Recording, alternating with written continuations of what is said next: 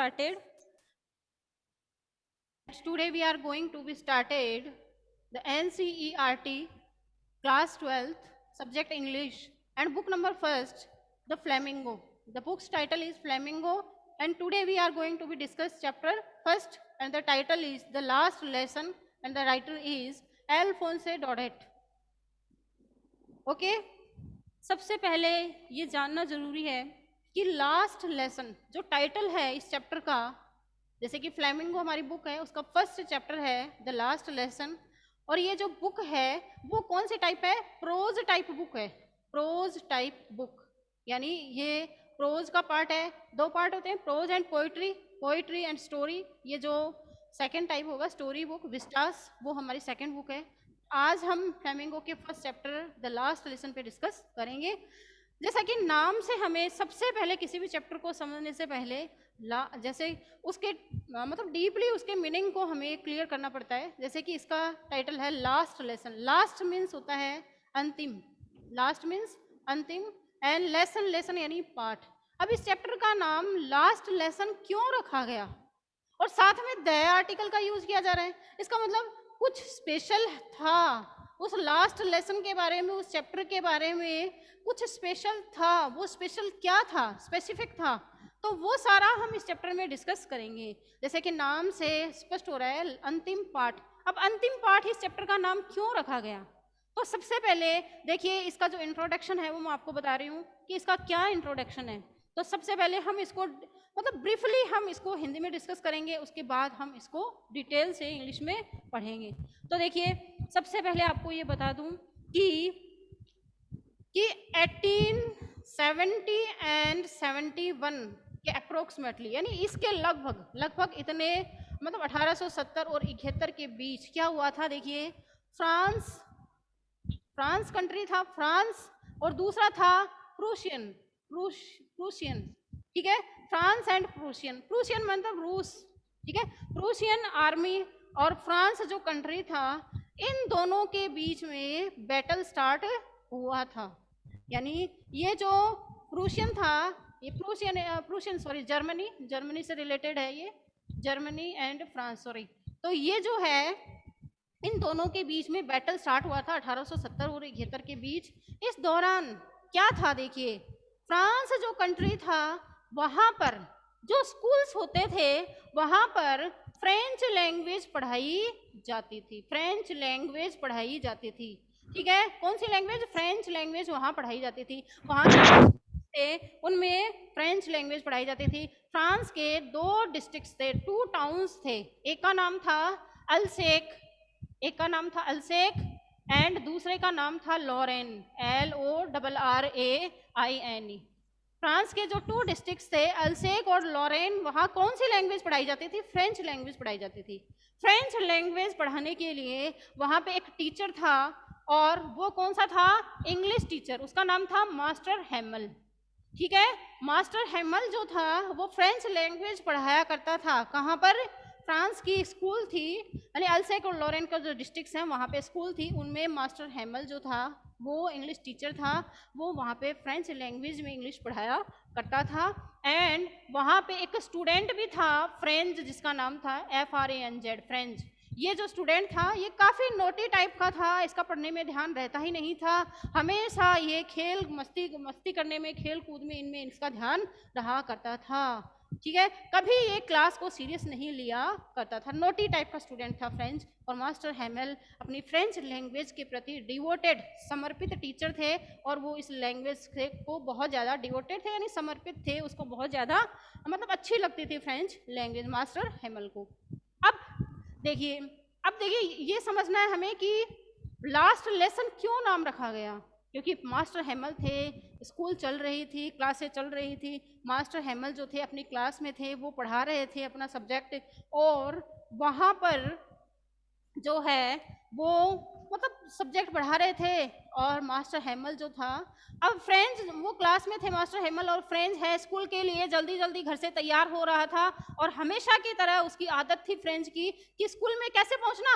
Late पहुंचना, देरी से स्कूल में पहुंचा करता था। कौन? फ्रेंच। क्योंकि इसका ध्यान मैंने भी बताया था खेलने कूदने में ज़्यादा रहा करता था। तो फ्रेंड्स स्कूल के लिए तैयार होकर घर से निकल रहा था दौड़ता हुआ, और इधर जो मास्टर हेमल थे क्लास में पहुंच चुके थे और वो अपनी क्लास में लेक्चर दे रहे थे, पढ़ा रहे थे।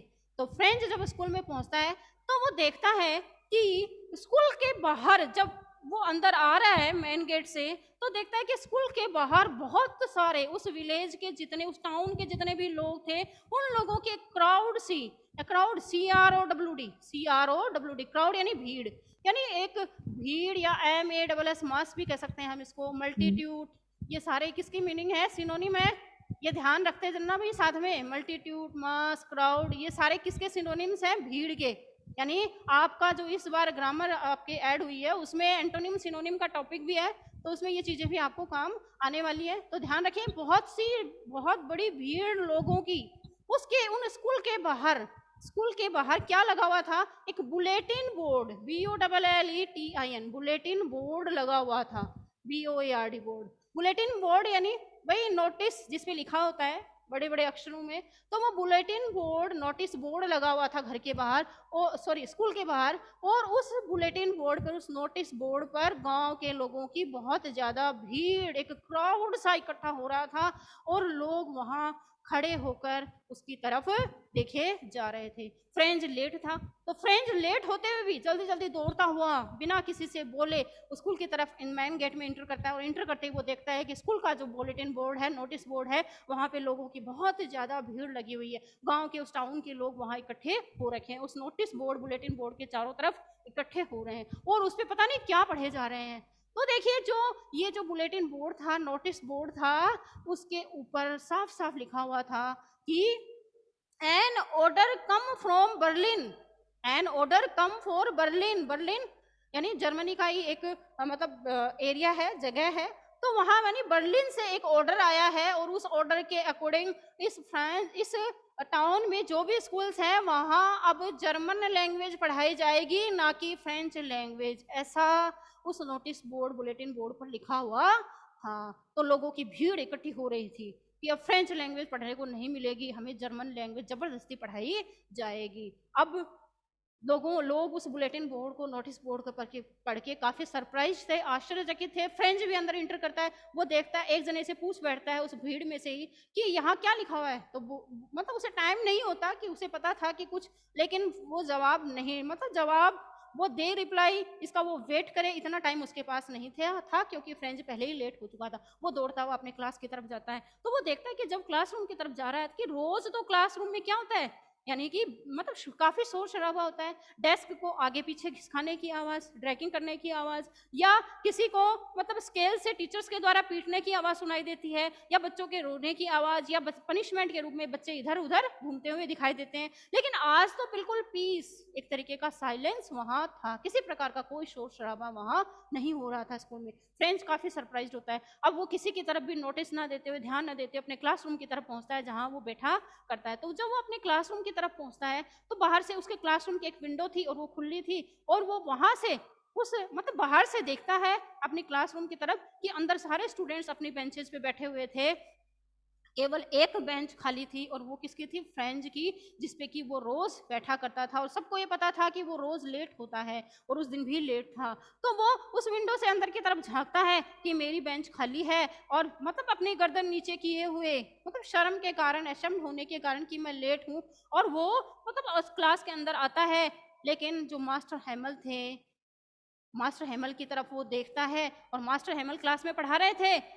रोज जब फ्रेंच लेट होता है तो उसे काफी डांट फटकार पड़ती है, उसे पनिशमेंट दिया जाता है, लेकिन उस दिन मास्टर हेमल किसी प्रकार का कोई पनिशमेंट इस फ्रेंच को नहीं देते हैं। जैसे ही वो क्लासरूम की तरफ परमिशन, एंट्री के लिए परमिशन मांगता है, तो उसे वो भले ही पोलाइटली वे में कहते हैं कि French come in the class and sit on your bench. तो फ्रेंच जल्दी से अंदर आता है, यानी अपनी जो आंखें थी, आईज जो थी, उसे ऊपर करने की हिम्मत भी उसे नहीं होती, क्योंकि वो एक तरीके से गिल्टी, इंसल्ट अपने आप में फील करता है कि मैं रोज, मतलब एक तरीके की शर्मिंदगी, ब्लस्ट अपने आप में फील करता है, और चुपचाप जाकर वो ऊपर, उसकी इतनी हिम्मत नहीं है कि वो अपनी आंखें ऊपर करके देखे, क्योंकि वो लेट है, सबसे लेट था क्लास में, और आज उसे वो आश्चर्यचकित होता है कि आज सर ने मुझे पनिशमेंट नहीं दिया। मुझे मतलब मास्टर हेमल जो है उनका पिक्चर बताया गया है कि वो हमेशा अपने जो आर्म्स थी, अपनी जो भुजाएं थी, वहां एक आयरन स्टिक यानी लोहे की छड़ लेकर घुमा करते थे और उस लोहे की छड़ से ही बच्चों को पीटा करते थे। काफी स्ट्रिक्ट टाइप के टीचर थे, बड़े ही कठोर स्वभाव के वो थे, स्ट्रिक्ट उनका नेचर था। अब जो फ्रेंच है वो अपनी बेंच पे जाके बैठ जाता है और उसकी हिम्मत नहीं होती क्लास में, बिल्कुल मतलब जो मास्टर हेमल थे वो पार्टिसिपल का टॉपिक डिस्कस कर रहे थे, बच्चों को समझा रहे थे और उसकी मतलब लेट है और थका हुआ भी है क्योंकि वो दौड़ते हुए जल्दी जल्दी चलते हुए आया है, सांस से भरा हुआ है, पेंटिंग। अब देखिए, अब मैं आपको ये बात बताऊंगी, पेंटिंग, PAINTING, पेंटिंग एक तो ये होता है। अगर मैं इसका पेंटिंग यानी हमें पता है दीवारों पे जो पेंटिंग करी जाती है, प्लास्टर किया जाता है, उसको हम कहते हैं। लेकिन यदि मैं इसका आई हटा दूं, आई रिमूव कर दूं, तो ये जो पेंटिंग बना है PANTING, इसका मतलब क्या होता है? इसका मतलब होता है जब हम कहीं से बाहर से, अंदर से या छत से कहीं से भी तेजी से दौड़ते हुए आते हैं और हम क्या करते हैं, सांस में भर जाते हैं। सांस में भर जाना, उसको क्या कहते हैं? भर जाना, भर जाना, या फिर हाँफना, उसको हम क्या कहते हैं? पैंचिंग कहते हैं। Pronunciation is same but their meanings are different, तो हमें ध्यान रखनी है ये चीज़। तो वो फेंटिंग करते हुए वहाँ पहुँचता है और वो अपने आप को मतलब रिमूव मतलब अपने आप को मतलब नॉर्मल नहीं कर पाता है, बैठा रहता है और वो देखता है थोड़ी देर बाद, यानी मास्टर हेमल जो कि क्लास में पार्टिसिपल का टॉपिक पढ़ा रहे थे, तो वो उनकी तरफ धीरे धीरे 1-2 मिनट बाद बेंच पर बैठने के बाद देखता है, तो वो सरप्राइज हो जाता है, मतलब आश्चर्यचकित होता है कि उनके क्लासरूम के पीछे के बेंचेज, उनके क्लासरूम के पीछे की बेंचेज जो हमेशा खाली रहा करती थी, वो उस दिन टोटली फुल थी, भरी हुई थी, कोई ना कोई वहां बैठा हुआ था। अब देखिए, अब फ्रेंड उनकी तरफ गौर से देखता है तो उसे दिखाई देता है कि उनके उस विलेज का, उस टाउन का जहां वो स्कूल सिचुएटेड थी, वहां का वॉचमैन, बैचर नाम दिया गया है इसका, वॉचमैन वहां बैठा हुआ था। गार्डनर जो था, एक हॉस्टर नाम आया है, ये जो लोग थे बहुत सारे, या एक मेयर नाम आया, farmer mayor of this town, यानी उस टाउन का जो फॉर्मर मेयर था, पहले का जो मेयर था, वो सारे जो लोग हैं, विलेजर्स हैं, वो पीछे की बेंचेज पे बैठे हुए हैं। क्लासरूम की सारी बेंचेज फुल है, ऑक्यूपाइड है, एक भी बेंच खाली नहीं है। अब फ्रेंड्स आश्चर्यचकित होता है कि आज ये विलेजर्स जो हैं वो यहाँ क्यों बैठे हुए हैं। अब दूसरा कि फ्रेंच अब धीरे धीरे देखता है कि ये जो होशर था, ये जो होशर था वो क्या था, उसने एक मोटी सी बुक अपने हाथ में ले रखी है और उस बेंच का जो एक कॉर्नर है वहां उस बुक को रख रखा है। जैसे मान लो ये मैंने बुक है होशर के पास, ये मैंने यहाँ रख दी, अब इसके जो ये पेजेस हैं ये टर्न कर रहे हैं उस फैन से, उस हवा से, और इस तरीके से ये जो पेजेस हैं ये ऐसे घूमते हुए, ऐसे निकलते हुए उसको दिखाई दे रहे हैं। और जो होशर है उसने बड़ा सा चश्मा अपनी आंखों पे लगा रखा है और वो वहां बैठा हुआ है बेंच पर, और बड़े ही गौर से, इंस्टेंटली मतलब बड़े ही गौर से, नजदीकी से वो उन पेजेस को पढ़ता जा रहा है कि पता नहीं वो आज कितना पढ़ डालेगा, सारी बुक को पढ़ डालेगा, ऐसा नजर आ रहा था। काफी बड़ी मोटी साइज की बुक उसने अपने हाथ में ले रखी है। फ्रेंड सरप्राइज है। अब धीरे धीरे उसकी हिम्मत होती है कि वो मास्टर हेमल की तरफ देखिए। अब वो मास्टर हेमल जो कि क्लास में टीचर थे, वो पढ़ा रहे थे, राउंड लेते हुए, आयरन स्टिक उनके आर्म्स में थी, अपने हाथ में उन्होंने ले रखी थी। अब वो उसके चारों तरफ क्लास में चक्कर काट रहे थे और पार्टिसिपल का जो टॉपिक पढ़ा रहे थे सबसे क्वेश्चन कर रहे थे। अब जो मास्टर हेमल की तरफ वो देखता है कि मास्टर हेमल जो कि हमेशा कॉमन क्लोथ्स में होते थे, नॉर्मल कपड़े वो पहन के रखते थे, आज उन्होंने कौन सी एक एम्ब्रॉयडरी वाली, एम्ब्रॉयडरी यानी एक हैट पहन रखी है सर के ऊपर, जो कि कैसी है, एम्ब्रॉयडरी वाली है, रेड कलर की है, एम्ब्रॉयडरी वाली यानी कसीदा बनी हुई एक टोपी उन्होंने पहन रखी है। और एक सेरेमोनियल, देखिए इसमें नाम है सेरेमोनियल, CEREMONIAL। सेरेमोनियल का मतलब होता है कि समारोह है, जैसे फंक्शन होता है स्कूल में, कोई प्रोग्राम होता है, सेरेमनी होती है, तो उसके दौरान जो कोट, लंबा कोट वो पहना करते थे, वो कोट उन्होंने पहन रखा है और एम्ब्रॉयडरी वाली हैट उन्होंने अपने सर पे पहन रखी है, और मतलब बड़े ही अच्छे सुंदर लग रहे, यानी फंक्शन वाली जो ड्रेस थी, यूनिफॉर्म थी, वो उन्होंने पहन रखी है और वो किसी फंक्शन पर इस ड्रेस को पहना करते थे, ऐसा उस स्कूल के सभी लोग जानते थे क्योंकि उन्हें पढ़ाते हुए कई साल उस स्कूल में हो चुके थे। अब मतलब फ्रेंड्स दोबारा सरप्राइज होता है।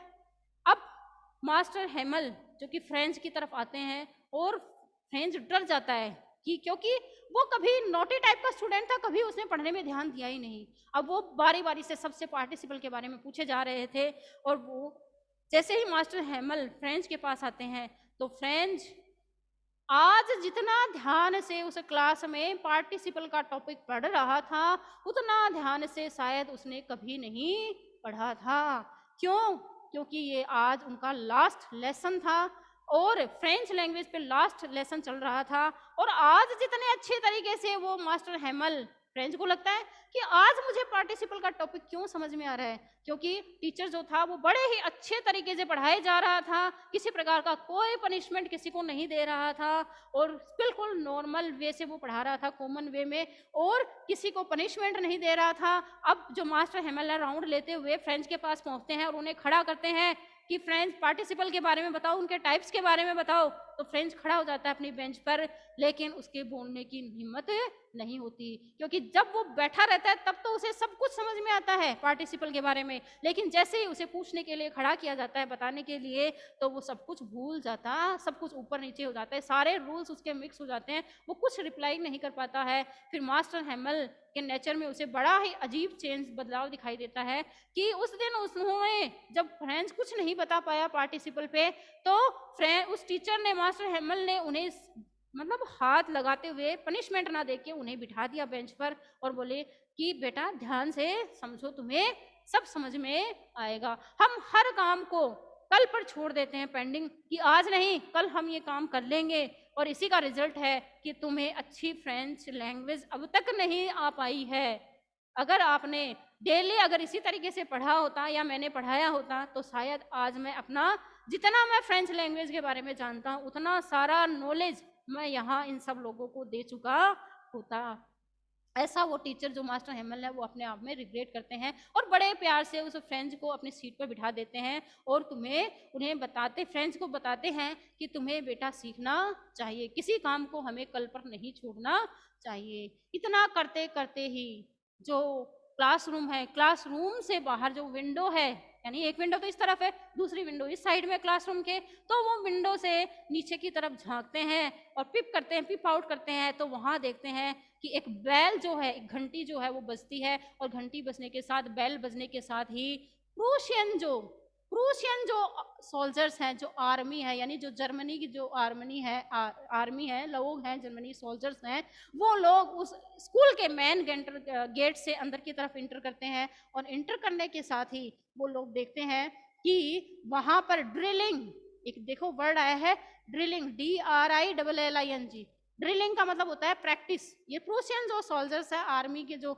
लोग हैं, वो वहां पर ड्रिलिंग करने लगते हैं, प्रैक्टिस करने लगते हैं और इतने में वो अंदर इंटर हो जाते हैं। और अब जब मास्टर हेमल उन्हें ऊपर से विंडो से देख लेता है क्लासरूम से, तो वो एक चौक का टुकड़ा अपने क्लासरूम में, जो बेंच है उसके ऊपर चौक का टुकड़ा रखा हुआ था, उसको उठाते हैं और बड़े ही दुखी मूड में, यानी सैडफुल मूड में अपने उस ब्लैक बोर्ड की तरफ जाते हैं और ब्लैक बोर्ड की तरफ जाकर के, यानी एक चौक का टुकड़ा उन्होंने उठाया अपनी बेंच से और बड़े ही सैडिस्टिक तरीके से ब्लैक बोर्ड की तरफ जाते हैं और एक मतलब बड़े बड़े अक्षरों में एक मतलब बात कहते हैं कि today is our last lesson of French language, यानी फ्रेंच लैंग्वेज का आज हमारा अंतिम पाठ है। इसके बाद ये जो, यानी ये फ्रांस के अल्सेक और लॉरेन जो डिस्ट्रिक्ट्स हैं, वहाँ टाउन्स हैं, वहाँ पर किसी प्रकार की कोई फ्रेंच लैंग्वेज नहीं पढ़ाई जाएगी, ऐसा ऑर्डर बर्लिन से आ चुका है।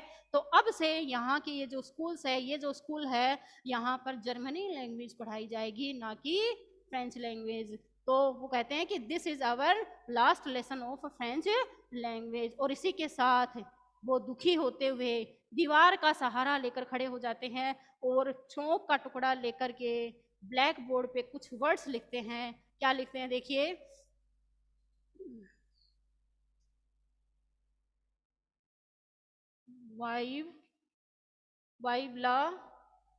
वाइव ला फ्रांस, ये जो बड़े बड़े अक्षरों में अपने ब्लैक बोर्ड पे ये अक्षर लिखते हैं, वाइव ला फ्रांस, वाइव ला फ्रांस, ये जो वर्ड है वो उस चौक के टुकड़े से अपने ब्लैक बोर्ड पे लिखते हैं। इसका मतलब क्या है कि वाई से मतलब है लीव, एल से मतलब लॉन्ग, फ्रांस यानी फ्रांस लंबे समय तक जीवित रहे। यहाँ फ्रांस से मतलब क्या है, फ्रेंच लैंग्वेज लंबे समय तक जीवित रहे।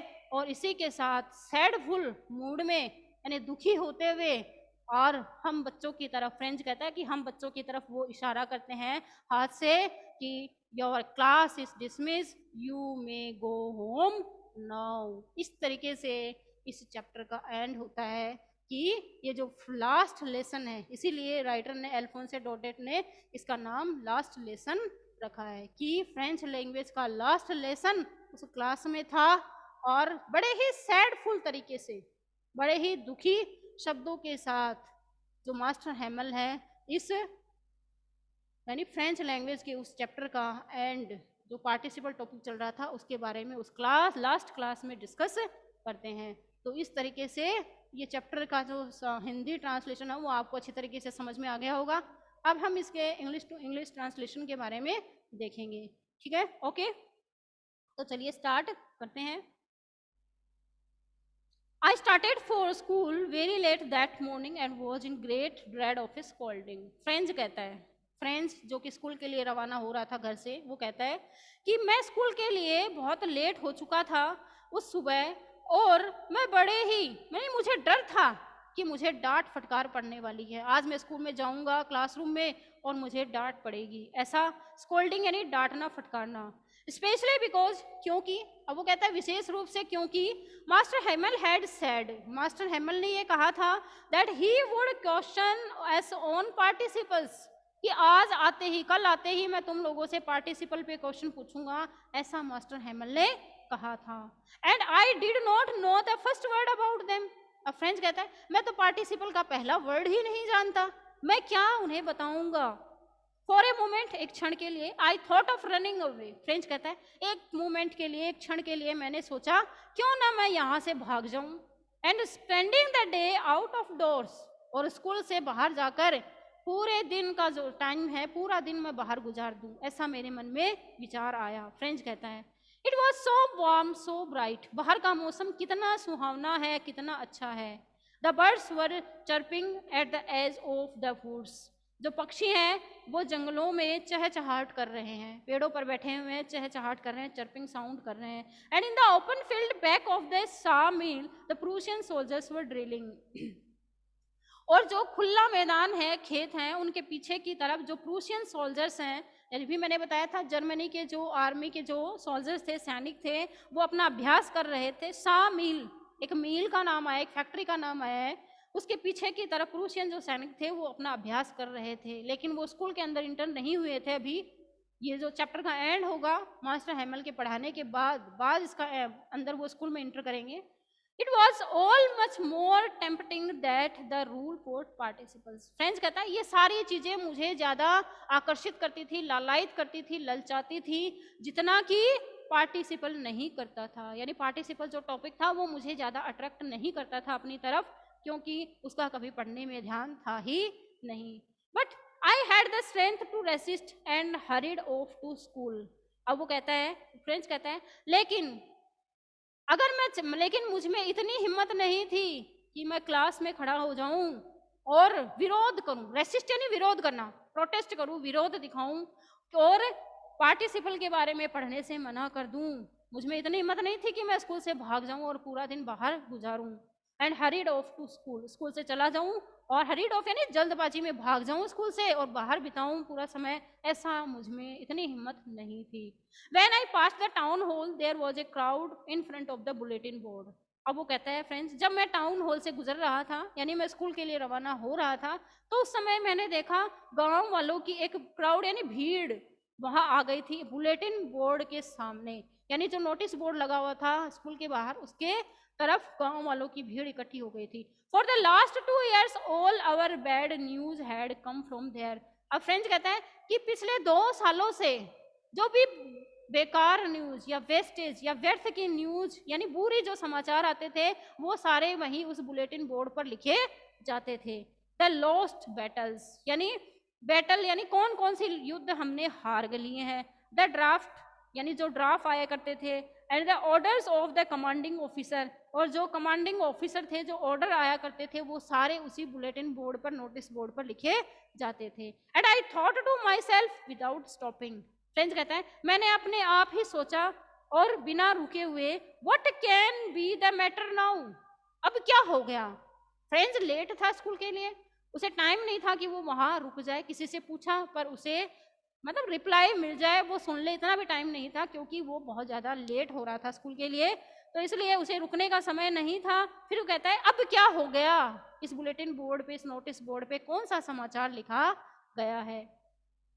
Then as I hurried by as fast as I could the blacksmith, अब फ्रेंच कहता है फिर मैं उतनी तेजी से दौड़ा जितनी तेजी से मैं दौड़ सकता था, because he was already late for school, क्योंकि स्कूल के लिए वो पहले से ही लेट था।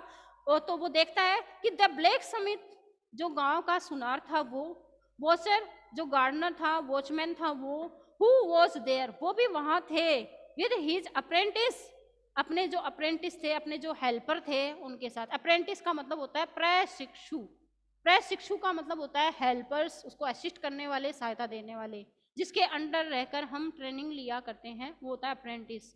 Reading the bulletin cold after me, यानी वो बुलेटिन बोर्ड पर जो न्यूज बोर्ड लगा हुआ था उस पर पढ़ रहे थे, और वो बोल रहे थे डोंट गो सो फास्ट बब, बब यानी बॉय, अरे लड़के इतना तेज मत दौड़ो, वो आवाज दे रहे थे मुझे। कौन कौन, ब्लैक स्मिथ जो वॉचमैन था वो, और जो अप्रेंटिस थे उसके जो हेल्पर थे, वो सारे आवाज दे रहे थे मुझे वो न्यूज पढ़कर, you will go get to your school in plenty of time, यानी तुम समय पर स्कूल पहुंच जाओगे, तुम इतनी तेजी से मत दौड़ो, ऐसा वो लोग मुझे कह रहे थे, पीछे से आवाज दे रहे थे। I thought he was making fun of me, French कहता है मैंने सोचा ये सारे लोग मेरा मजाक उड़ा रहे हैं। And reached mister Hamel's little garden all out of breath, यानी बिना सांस लिए जल्दी जल्दी दौड़ते हुए मास्टर हैमल का जो मतलब छोटा सा गार्डन था या जो क्लासरूम था, वहां मुझे पहुंच जाना। हाँ, गार्डन से मतलब यहाँ क्लासरूम से, क्लासरूम में मुझे इंटर कर जाना था। यूजुअली, सामान्यतः, जनरली, व्हेन स्कूल बिगन, जब स्कूल शुरू होती है, देयर वॉज ए ग्रेट बस्टल, बस्टल यानी भीड़ भाड़, शोरगुल, बहुत ज्यादा भीड़ भाड़ होती है, चहल पहल होती है या शोरगुल होता है, which could be heard out in the street, और इस भीड़ भाड़ को, इस शोर शराबे को स्कूल के बाहर जो गली होती है, स्ट्रीट होती है, उसमें भी सुना जा सकता है। The opening and closing of desk, desk को ओपन करना, क्लोज करना, यानी बेंच को इधर उधर घिसकाना, ये सारी आवाजें सुनाई देती है पास वाली गली में। लेसन्स रिपीटेड इन यूनिसन, यानी यूनिसन यानी एक साथ, एक स्वर में लेसन को, पाठों को पढ़ना, रिपीट करना, दोहराना, वेरी लाउड, बड़ी तेजी के साथ, बड़े तेज तेज शोर होता है, with our hands our ears to understand better, और मतलब कान पकड़ के उठक बैठक निकालना, ये सारा जो आवाज है वो हमें सुना ही देता है। And the teacher's great ruler rapping on the table, और टीचर की जो आयरन स्टिक होती है, लोहे की छड़ होती है, उसको टेबल पर बजाने की, टेबल को बजाने की आवाज, ये सारी आवाजें हमें सुनाई देती हैं। But now it was also still, French कहता है स्टिल यानी साइलेंट, यानी सब कुछ बिल्कुल साइलेंस था, चारों तरफ बिल्कुल शांति थी, किसी तरीके का कोई शोर शराबा वहां नहीं हो रहा था। I had counted on the commotion to get to my desk without being seen, अब फ्रेंच कहता है कॉमोशन यानी भीड़ भाड़, कोलाहल, शोरगुल जो था, काउंटेड यानी उसकी तरफ ध्यान दिए बिना, मेरा मकसद एक ही था कि मैं किसी न किसी तरीके से इनकी तरफ टाइम वेस्ट करे, बिना टाइम वेस्ट किए अपनी बेंच पर पहुंच जाऊं क्लासरूम में, ऐसा उसका मकसद था, उद्देश्य, इसी उद्देश्य से वो तेजी तेजी से दौड़े जा रहा था। बट ऑफ कोर्स, लेकिन निसंदेह, that day everything had to be as quiet as Sunday morning,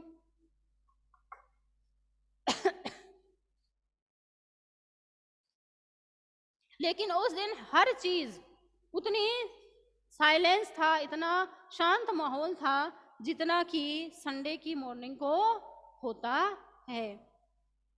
through the window आई सा माई क्लासमेट्स, यानी खिड़की से मैंने बाहर की तरफ, खिड़की से बाहर की तरफ मैंने देखा, मेरे क्लासरूम को देखा। ऑलरेडी इन देयर प्लेसेस, वे हमेशा अपने स्थानों पर बैठे रहते हैं, अपनी बेंचेस पे बैठे रहते हैं, वहीं बैठे थे। And master हैमल walking up and down with his terrible iron ruler under his arm, और मास्टर हैमल अपनी आर्म के नीचे, अपनी भुजा के नीचे उस लोहे वाली छड़ को लेकर इधर उधर घूमे जा रहे थे, यानी चहलकदमी कर रहे थे, चले जा रहे थे। I had to open the door, अब वो कहता है कि मैंने दरवाजा खोला, and go in before every day, यानी क्लासरूम में, क्लासरूम का जो गेट था, दरवाजा था, डोर था, वो बंद था, उसको मैंने खोला और मैं क्लास के अंदर एंटर हो गया, और हर माने सबके सामने से निकलते हुए you can imagine how I blessed and I frightened I was, यानी क्लासरूम में सबके आगे से लेट होते हुए मैं वहाँ से गुजरा और अपनी बेंच पे बैठ गया, और मैं कितना डरा हुआ था और कितनी शर्मिंदगी मुझे हो रही थी ये मैं ही जानता हूँ। फ्रेंड्स ये बात कहते हैं, बट नथिंग हैपेंड, फ्रेंड्स कहता है कुछ हो नहीं हुआ, हैपेंड यानी घटित होना, कुछ घटित नहीं हुआ। मास्टर हेमन saw me, मास्टर हेमन ने मुझे देखा, एंड said वेरी काइंडली, और बड़ी ही नम्रता के साथ, पोलाइटनेस के साथ उन्होंने मुझसे कहा, go to your place quickly little friends, छोटे से फ्रेंड्स जल्दी से अपनी सीट पर चले जाओ, we were beginning without you, हम तो तुम्हारे बिना ही इस चैप्टर को स्टार्ट करने वाले थे। ऐसा मास्टर हैमल ने फ्रेंड से कहा कि आप जल्दी चले जाओ, हम पहले ही लेट हो चुके हैं, हम तो तुम्हारे आए बिना ही इसको स्टार्ट करने वाले थे। आई jumped over the bench, friends कहता है मैं कूद कर अपनी बेंच के ऊपर बैठ गया, and sat down at my desk, अपनी डेस्क पर मैं बैठा। नॉट टिल देन, तब तक नहीं, when I had got a little over my fright, यानी वो कहता है फ्राइट यानी डर, मैं जो डर रहा था, लेट था, शर्मिंदगी मुझे आ रही थी इसी वजह से, और मास्टर हैमल मुझे उस लोहे की छड़ से पीट देंगे, ऐसा डर उसके माइंड में था, इसी वजह से मैं यानी अपनी सीट पर बैठ चुका था चुपचाप। Did I see that our teacher had on his beautiful green coat, तो फ्रेंड्स कहता है कि मैंने देखा, अपने डर पर मैंने थोड़ा सा काबू पाया बैठने के बाद बेंच पर, और मैंने देखा कि मेरा जो टीचर था मास्टर हैमल जो था, उन्होंने अपनी ब्यूटीफुल यानी सुंदर, ग्रीन यानी हरे रंग वाला कोट उन्होंने पहन रखा था। हिज फ्रिल्ड शर्ट, फ्रिल्ड यानी झालरदार, झालरदार लगा हुआ, झालरियां लगा हुआ, फ्रिल्ड लगा हुआ जो शर्ट था वो उन्होंने पहन रखा था, and the little black silk cap, और छोटी सी ब्लैक कलर वाली सिल्क की कैप, टोपी उन्होंने पहन रखी थी। ऑल एम्ब्रॉयडर, जो कि सारी एम्ब्रॉयडरी वाली थी, कसीदा या कढ़ाई जिस पर बनी हुई थी, वो टोपी उन्होंने पहन रखी थी।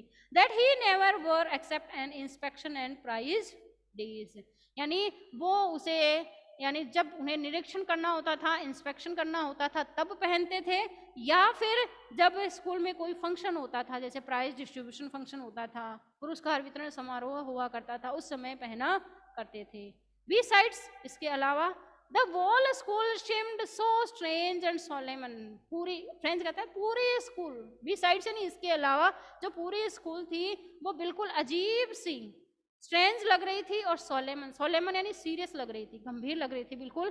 But the thing that surprised me most was to see, friends कहता है बेंच पर बैठने के बाद, लेकिन सबसे ज्यादा जिस चीज ने मुझे आश्चर्यचकित किया वो ये थी, दैट कि ऑन द बैंक बेंचेस, यानी पीछे के बेंचेस, क्लासरूम के पीछे के benches, that were always empty, जो कि हमेशा खाली रहा करते थे। The village people sitting quietly like ourselves, और गांव के जो लोग थे वहाँ चुपचाप बैठे हुए थे, हम लोगों की तरह, हम स्टूडेंट्स की तरह चुपचाप वो लोग विलेजर्स वहाँ बैठे हुए थे। और उसमें कौन कौन था? Old Hauser with his 3 cornered hat, पुराना होशर, एक बूढ़ा सा होशर था जो कि अपने 3 कोनों की बनी हुई तिकोनी टोपी को बैठकर वहाँ बैठा हुआ था। द फॉर्मर मेयर, पहले का मेयर उस गांव का, उस विलेज का। द फॉर्मर पोस्टमैन, जो पहले का पोस्टमैन था वो बैठा हुआ था। The servant other beside, several others beside, इसके अलावा बहुत से दूसरे लोग भी बैठे हुए थे।